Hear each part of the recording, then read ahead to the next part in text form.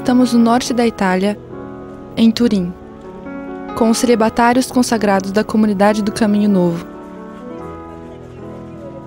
Do 11 de abril ao 23 de maio de 2010, mais de 2 milhões de peregrinos fazem esse caminho até a Catedral de São João Batista para contemplar um dos objetos mais misteriosos do mundo ocidental, o Lençol de Turim. Desde 1978, ele se encontra em Turim e é ocasionalmente exposto aos fiéis.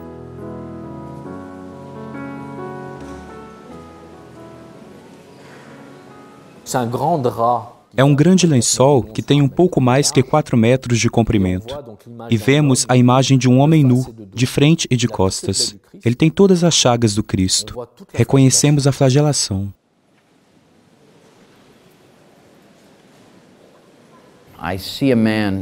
Eu vejo um homem que sofreu uma tortura incrível. É difícil de imaginar como um ser humano pode fazer isto a um outro ser humano. É o documento da paixão de Jesus.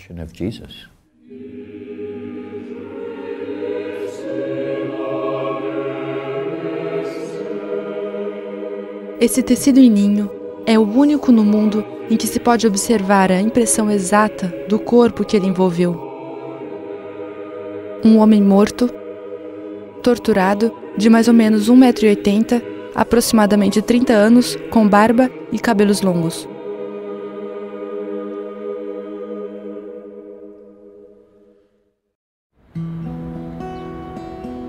Ao longo dos séculos, este lençol não cessa de desafiar a ciência e suas certezas. Até hoje, ninguém pode explicar a formação desta imagem sobre o tecido. Porém, muitos estudos científicos e médicos trazem à luz os detalhes invisíveis a olho nu.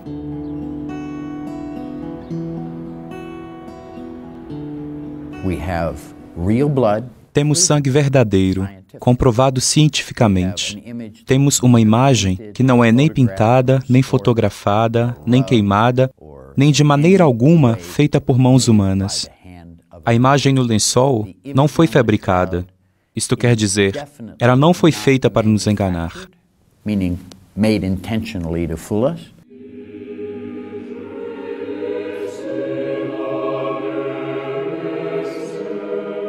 Este lençol envolveu o corpo de um homem torturado, flagelado, coroado de espinhos, crucificado na época dos romanos. O que corresponde em todos os aspectos ao que os evangelhos nos dizem sobre Jesus Cristo.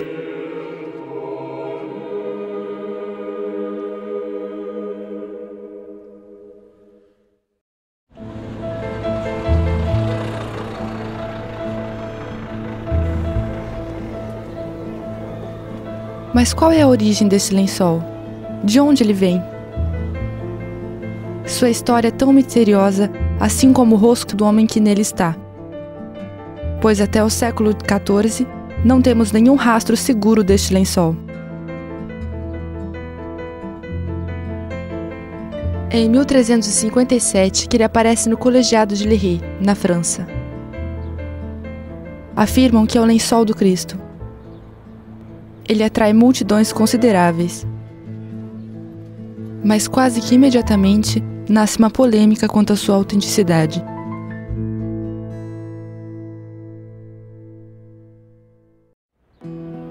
Na sua história, o lençol atravessa um certo número de provações. Em 1532, em Chambéry, em propriedade do Duque de Savoie, ele quase partiu em fumaças durante um incêndio. E a água que o salvou marca ainda hoje a sua imagem. Foram religiosas que o repararam, costurando no verso uma tela de reforço e de pedaços de linho nos lugares queimados. Em 1578, o lençol chega a Turim, mas além das fronteiras italianas, muito poucos são os que conhecem essa fascinante imagem.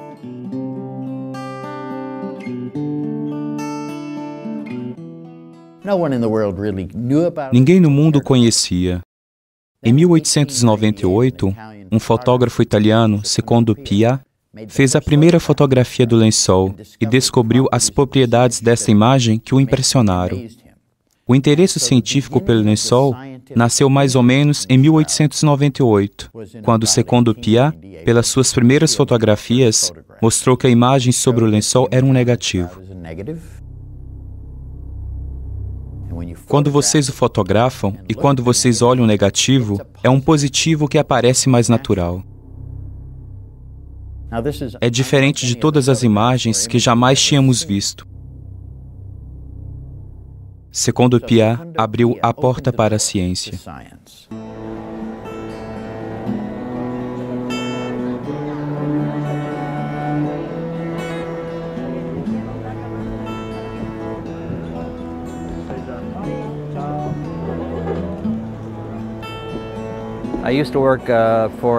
Eu trabalhei para a NASA, a Agência Espacial Americana, e sou muito interessado pela maneira em que a imagem se formou sobre este tecido. Até hoje não temos a resposta. De fato, eu vi uma emissão televisiva sobre o lençol a Chicago, na América, quando eu tinha 8 ou 9 anos, e fiquei fascinado.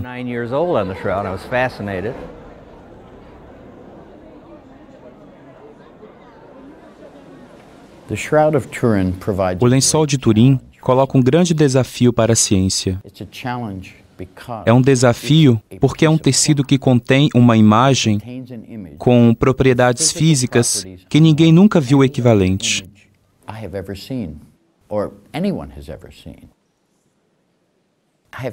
Eu passei 32 anos a estudá-lo, a metade da minha vida a estudá-lo, e, portanto, eu ainda não tenho as respostas.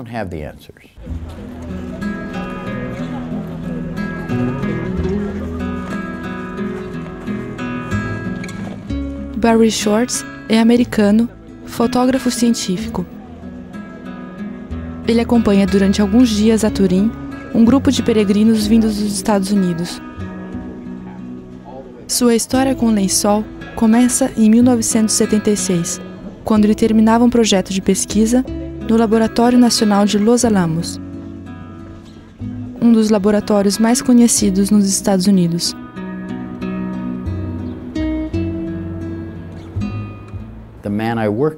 O homem com quem tinha trabalhado a Los Alamos me chamou e disse: "Barry, o que sabes sobre o lençol de Turim?" Eu ri e disse-lhe: "Mas eu sou judeu." E ele me disse: "Eu também." Ele também era judeu. Ele me explicou que naquele momento, muitos cientistas tinham tirado uma foto do lençol.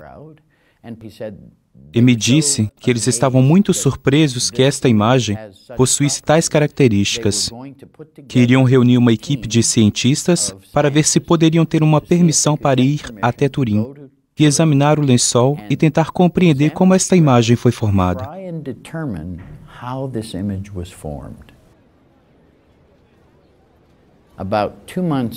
2 meses aproximadamente depois do início do projeto, eu me lembro de ter dito a um dos meus colegas: "Como pode um jovem judeu como eu estar aqui?" Ele riu e me disse: "Você esqueceu que o homem do lençol é judeu?" Ele me deu o melhor conselho que talvez jamais tenha tido na minha vida. "Barry, vai a Turim e faça o melhor trabalho que pode. Deus não nos explica seu projeto imediatamente, mas um dia você entenderá." Foi um conselho genial e isto me fez ficar na equipe. Eu ia pedir demissão, mas por causa de suas palavras, de Deus talvez através dos lábios dele, eu fiquei na equipe.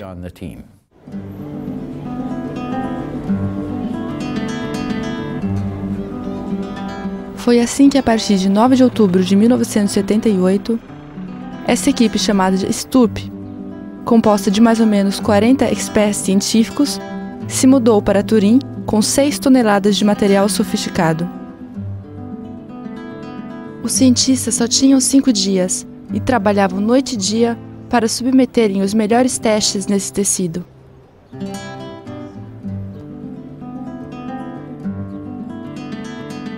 Eles examinaram com raios infravermelhos sobre luz ultravioleta amostras de poeira, de moléculas, com um único objetivo: compreender como essa imagem se formou sobre o lençol.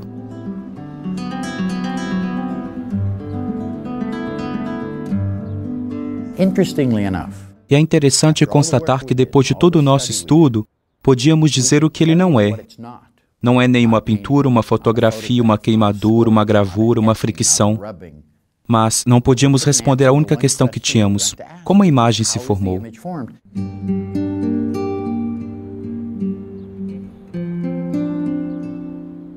A equipe descobre que este lençol é composto somente de fibras de linho finamente traçados em zigue-zague. E essas manchas escuras que formam a imagem na superfície se devem da oxidação ácida e desidratante das fibras do lençol.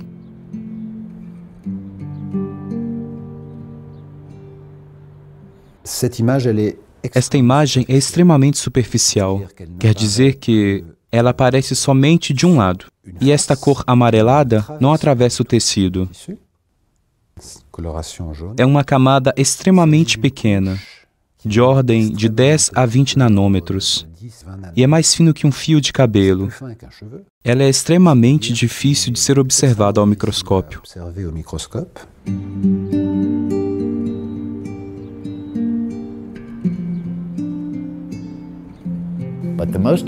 Mas a propriedade a mais impressionante da imagem sobre o lençol é que a distância entre o tecido e o corpo faz com que a imagem seja mais ou menos densa.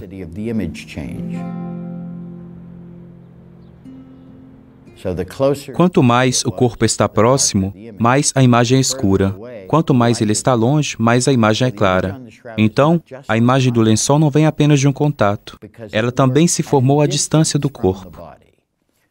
Assim, as diferentes distâncias entre o corpo e o tecido produziram as diferenças de densidade da imagem. Quando nós olhamos com VP8, nós vimos o relevo natural de um corpo humano.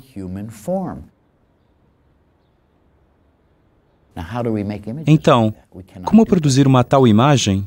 Não podemos reproduzi-la. É a única imagem no mundo que contém esta informação tridimensional.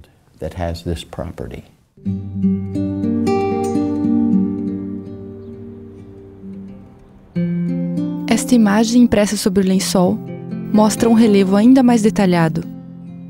Foi quando, em 2005, ela foi transformada em uma imagem em 3 dimensões.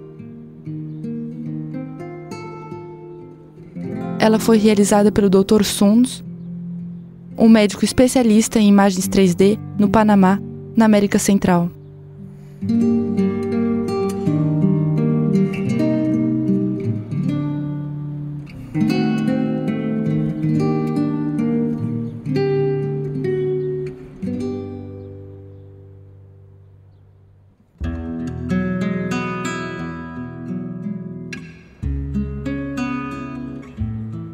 Esta imagem, donde as obras de arte a partir do século VI inspiram-se, foi criada por uma interação entre o verdadeiro corpo e o tecido que o cobriu.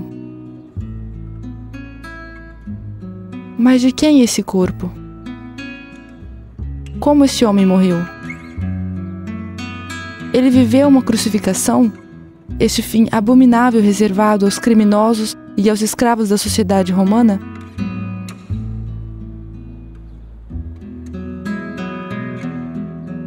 Os cientistas estudam os lugares onde encontramos marcas de sangue, e eles fazem uma descoberta desconcertante. Essas marcas trazem a assinatura química do verdadeiro sangue. A equipe estabelece um vínculo significativo com a crucificação. A coisa que me impediu de aceitar que o lençol é autêntico durante anos, 18 anos, é que o sangue no lençol ainda está vermelho. O sangue velho deve ser preto ou marrom.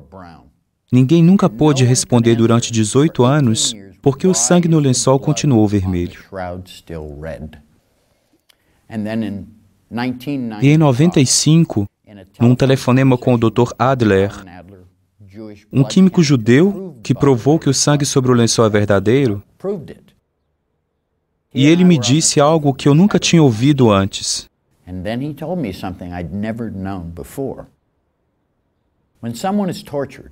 Quando alguém é torturado durante um longo tempo, como 24 ou 36 horas, mais ou menos o tempo durante o qual Jesus foi torturado, O corpo entra em estado de choque.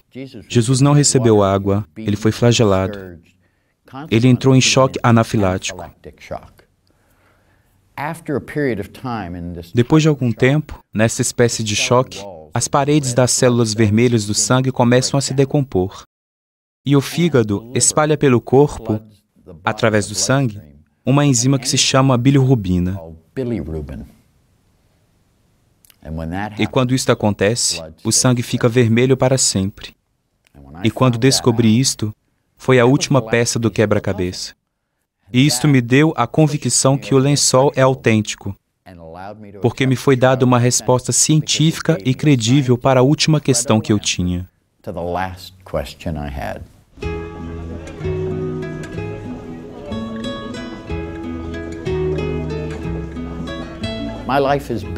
Minha vida está 1000 vezes melhor que antes, porque o lençol faz parte dela.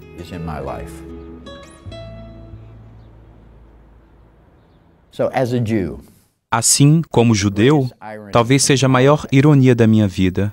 Eu sou um judeu que pode dizer que minha fé em Deus foi restaurada pelo meu estudo sobre o lençol de Turim. O lençol não é somente para os cristãos, ele é para todo mundo.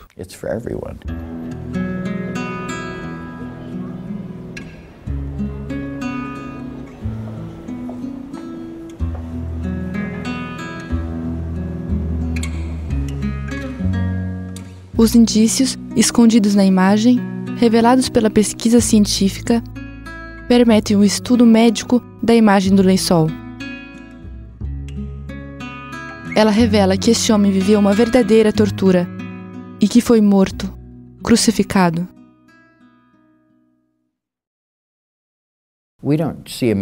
Não vemos apenas um homem que está morto, mas um homem que tem o rosto inchado, porque ele apanhou. Podemos observar que ele tem uma bochecha mais inchada que a outra, mas todas as duas estão.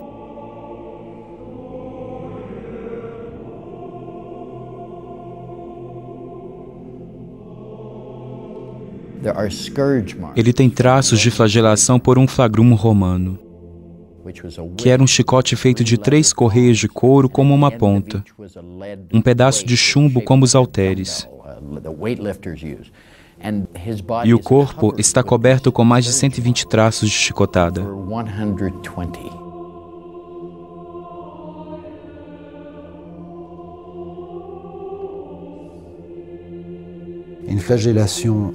Uma flagelação romana eram golpes que rasgavam não somente a pele, mas, pela energia que se dissipava, em alguns microsegundos, levavam a lesões internas extremamente graves.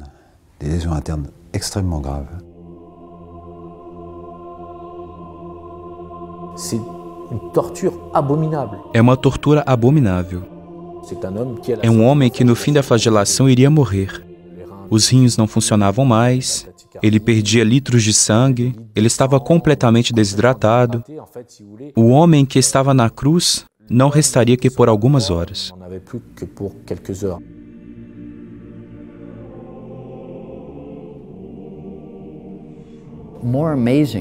E ainda mais surpreendente, as feridas da crucificação nas mãos.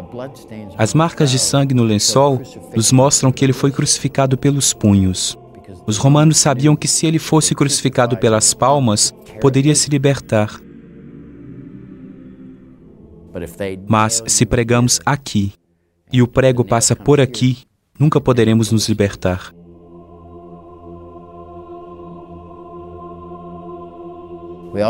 Nós vemos também as marcas de sangue que cobrem sua cabeça, como se ele tivesse portado um capacete, uma coroa de espinhos. Não são como as belas imagens que os artistas nos mostram. Os soldados romanos não tomariam o tempo de entrelaçar uma bela coroa.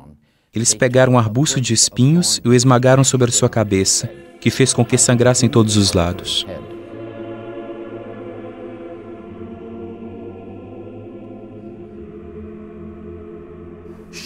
Cada espinho que atravessava e que tocava a carne era como um choque elétrico durante alguns segundos ou muitos minutos. Não podemos imaginar quando lemos os evangelhos, eles o crucificaram.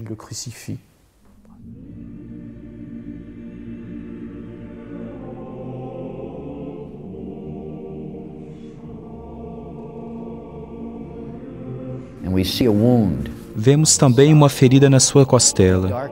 A marca de sangue a mais escura do lençol vem desta ferida.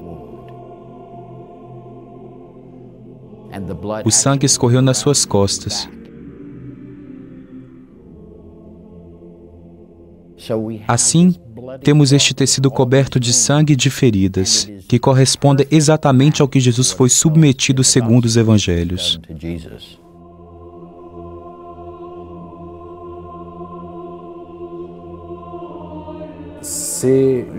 É Jesus. É o seu testemunho. Eis o que eu fiz por vocês. Eis o que diz os Evangelhos. Eis o que eu digo, eu os confirmo. Eis o que eu fiz.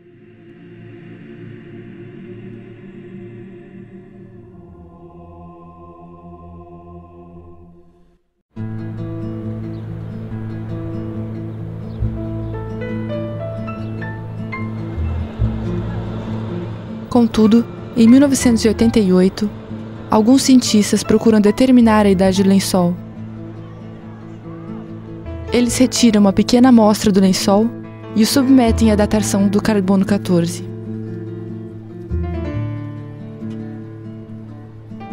O veredicto é dado.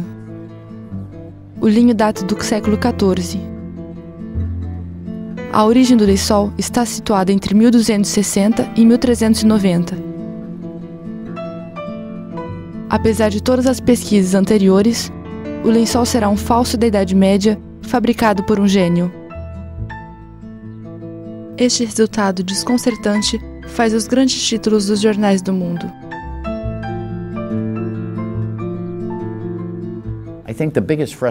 A maior frustração para nós que já tínhamos trabalhado com o lençol era que todas as provas convergiam para afirmar a sua autenticidade. E centenas de testes diferentes já tinham sido realizados. E em seguida, este único teste chega com o resultado numa direção completamente oposta a todo o resto. Se você colocasse numa balança todas as provas que existem, para o lençol ou contra, e se o pesassem, 99% diriam autêntico e 1% diria não.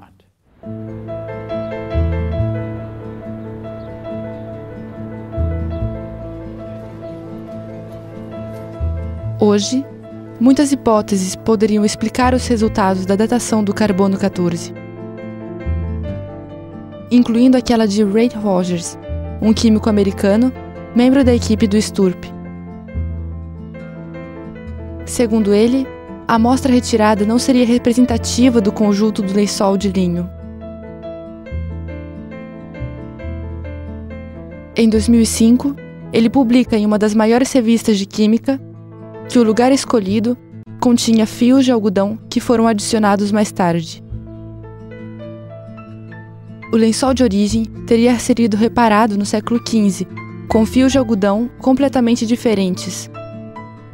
E essa reparação teria sido pintada com muito cuidado, o que o tornava impossível a detectar.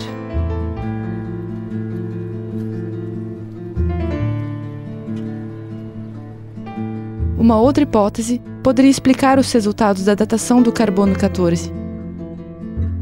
Ela supõe que o tecido teria sido submetido a um amarelamento por emissão de um raio de partículas nucleares.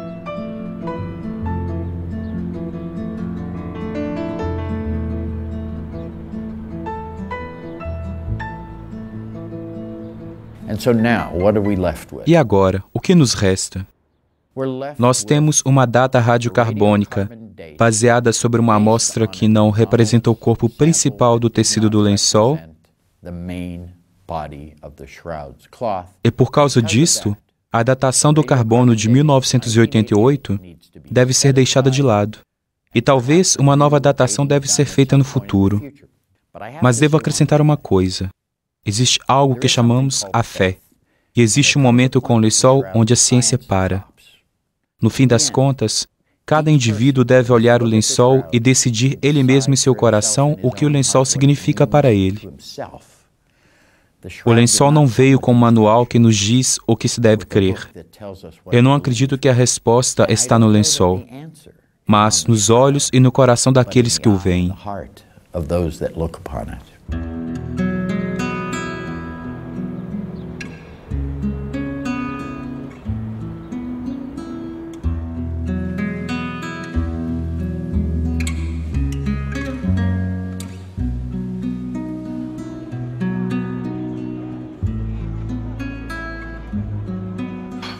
Béatrice Guébreau é casada, mãe de 5 filhos, mora na França, em Paris. Sua experiência com lençol a levou lá onde ela não previu chegar. Hoje, vice-presidente da associação Mostra-nos Tua Face, ela viaja por países diferentes para transmitir esta luz que para ela jorra deste lençol e atravessa sua vida.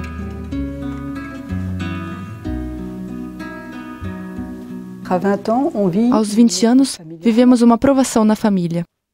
Nossa mãe adoece gravemente. Assistimos aos limites da medicina, a degradação, a agonia e a morte. E para mim foi muito duro. E nosso pai, cheio de delicadeza, teve a boa ideia de nos enviar, os 3 mais jovens, até Assis, com os franciscanos, para uma espécie de viagem terapêutica.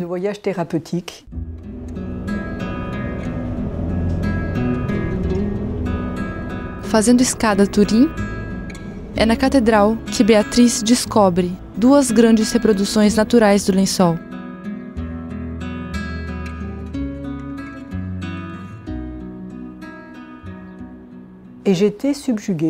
Eu fiquei fascinada, porque um corpo nu, torturado, com traços de sangue que são muito visíveis, isso me teria feito fugir. E, curiosamente, não era isso que eu via. Eu via um corpo, mais que um corpo, uma pessoa infinitamente tranquila, cheia de paz, e essa onda de paz vinha até a mim. E eu recebi uma certeza muito profunda e durável, como se ele estivesse diante de mim e me dissesse: não te inquiete, o sofrimento não terá a última palavra. A morte não vai vos engolir. Eu fiz a passagem antes de vocês.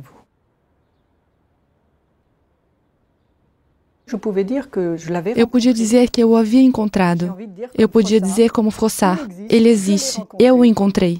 Este Jesus que tem 2000 anos. Eu posso dizer que eu realmente o vi face a face. E essa onda de paz, gostaria de dizer que ela não me deixou, porque a cada vez que eu o vejo, eu estou mergulhada nessa espécie de tranquilidade.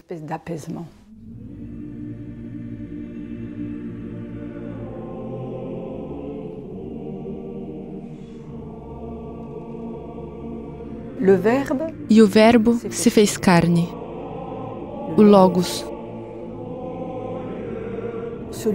aquele que é o Verbo, aquele que é a verdade e a vida, ele tem um corpo.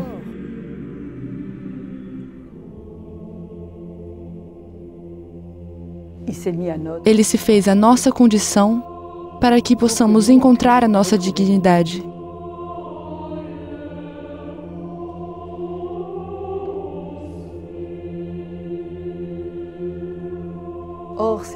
Ora, eram os nossos sofrimentos que ele carregava, nossas feridas que ele foi encarregado.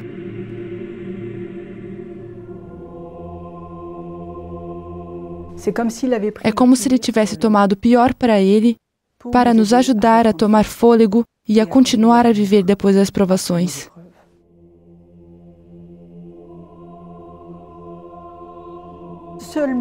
Somente ele é capaz de transfigurar o sofrimento.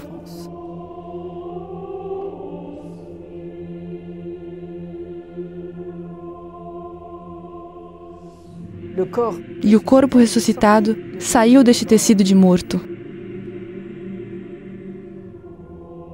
E justamente ele nos convida a ressurgir, a esse salto, para nos mostrar que não iremos ficar no fundo do buraco, e que sua presença única é em si a segurança. Ela pode tudo mudar.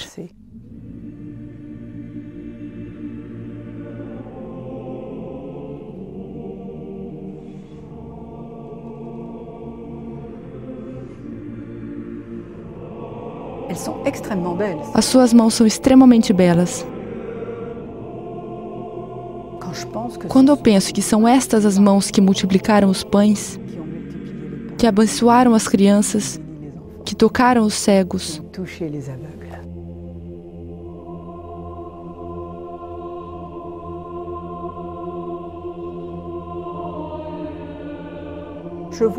Eu vejo um homem respeitoso, que tem medo de me fazer medo.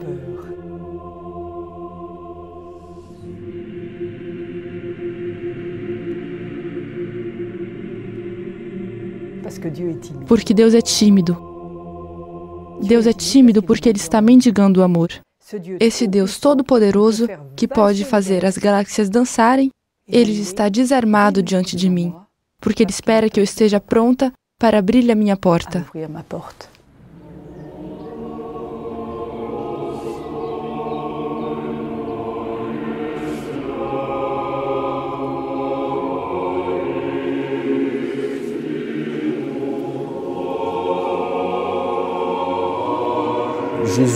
Jesus me disse, eu fiz por você.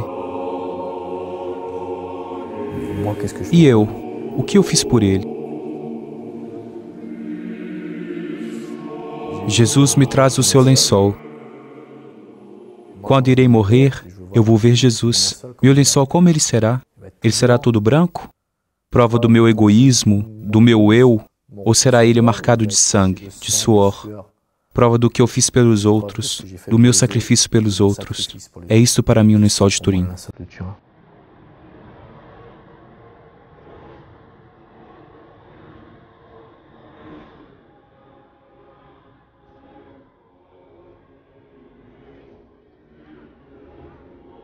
Neste mês, podemos rezar pela Igreja, sofredora e humilhada nos dias de hoje.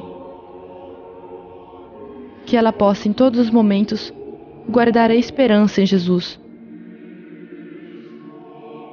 Ele que nos chama das trevas à sua admirável luz.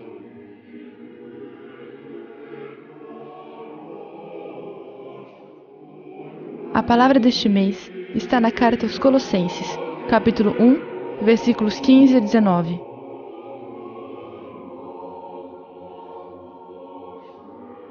Ele é a imagem do Deus invisível, o primogênito de toda a criação. Nele foram criadas todas as coisas.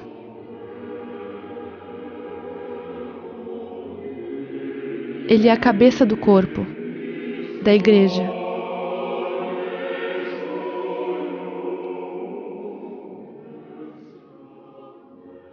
Ele é o primogênito dentre os mortos. Porque aprouve a Deus fazer habitar nele toda a plenitude.